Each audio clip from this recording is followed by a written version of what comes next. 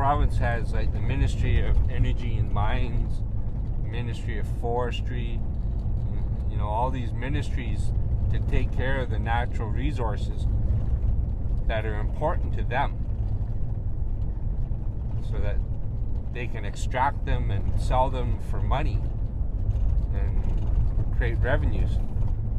But they have a treaty obligation to us to ensure that our natural resources, the moose, the elk, the deer, the habitat, the fish, are still here for us to use. And they haven't been managing that. H2S is hydrogen sulfide, and it's poisonous. And you can't tell if it's around because it's odorless. And it's something like 1 parts per billion can knock you down. And none of us have sensors, so we don't know. Usually by the time the sensor goes off, it's too late. And they have leaks all the time, so it's hard to tell. And you don't know when you're coming into an H2S zone. And there's overlapping zones too.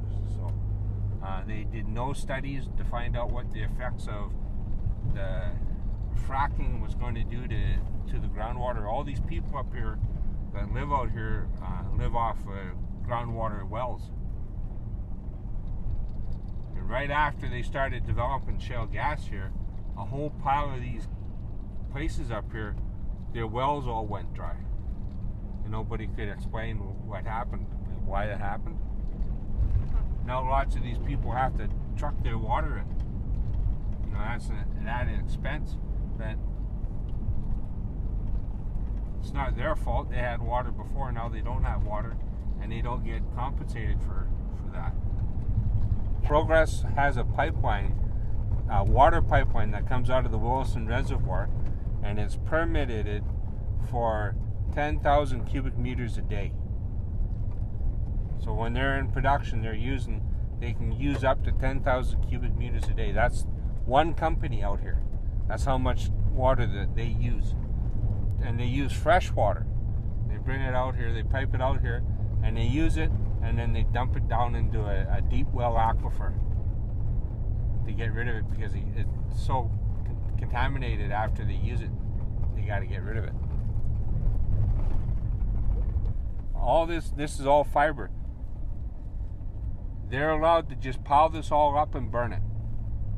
They don't have to send it to the mill for it to get processed or anything. They'll just pile it all and burn it. They figure there's more lumber lost through the oil and gas industry every year than they actually log. I have no idea what this is. Oh, this is a camp. Cambrian Operators Camp.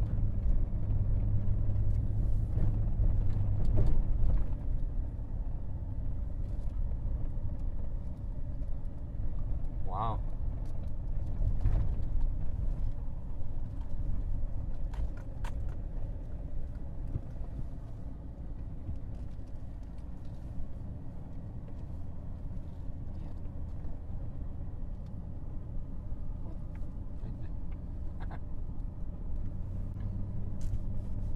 And all fenced off. There has to be a balance between what goes on here and what we do here. And there is no balance right now. We're just told to get out of the way and let progress happen. You know? And to us, this isn't progress. This is destruction.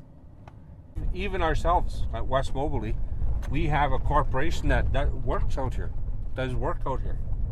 You know, and that's what the industry is here. That's what people do here for a living, and we participate in that.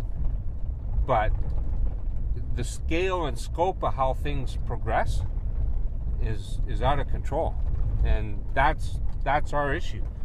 They don't do the studies to find out how much development should happen here, and to say, well, you know, this is how much we can allow 10 wells to happen before we affect the moose here. There's 1,000 wells out here now. And they still haven't done that study. 10 years ago, I'd bring my son up here and we would shoot grouse and rabbits on the road and shoot moose up here. And we were in the bush right here. This road was a skinny little road. You had to have a 4x4 to get in here, so not a whole lot of people drove down this road. This was a good area to come. There was nobody around.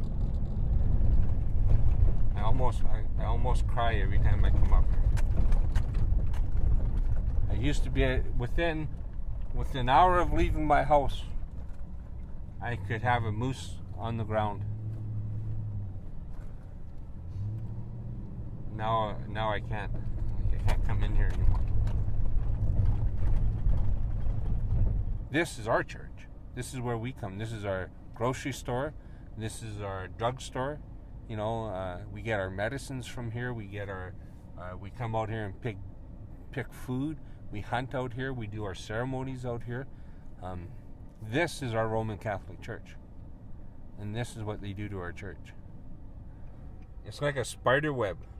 You get one well, and then they do another one, and they do another one, and another one. And it doesn't look all that bad because it's pretty scattered. But then they keep going and going and going, and then there's roads that go to all of them. And then there's pipelines that go to all these things. So how many facilities? That's 1, 2, 3, 4, 5, 6, 7, 8, 9, 10? On 52 kilometers that we've driven. So every 5 kilometers, we've seen something.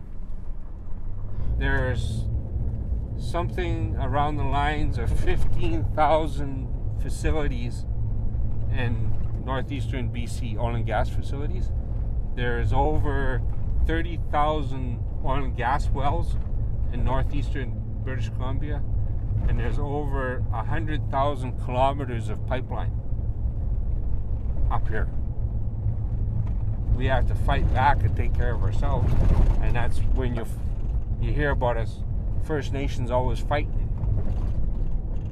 Well, now you get an idea of what's going on, why they're fighting. We're fighting for our mere existence.